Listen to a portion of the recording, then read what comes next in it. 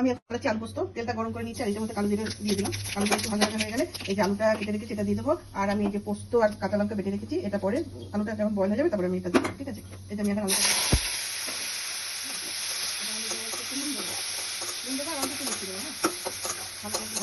ঠিক আছে। এই যে সেদ্ধ হয়েছে, আমি এর মধ্যে একটু মিষ্টিও দিয়ে দিয়েছি আর পরিমাণ মতো লবণও দিয়েছি। আর এই যে এখন পোস্ত আর কাঁচা লঙ্কাটা বেটেছি এটা আমি এর মধ্যে দিয়ে দিচ্ছি। হ্যাঁ, ভালো করে মাখিয়ে নিয়ে তারপরে ওটার মানে বাটিটা ধোয়া জল দিয়ে দিচ্ছি এর মধ্যে। আর নামানোর সময় দেবো হচ্ছে একটু কাঁচা সরষের তেল। আমি পোস্ত বানানো খুব সোজা, আমি কীভাবে বানাই সেটা তোমাকে দেখাচ্ছি। পুরো রেডি হয়ে গেছে, আমি একটু আলুটাকে বয়েল করে দিচ্ছিলাম কিন্তু আমার তাড়াতাড়ি হয়ে গেছে। এখন এটা নামানোর সময় দেবো হচ্ছে একটু কাঁচা সরষের তেল।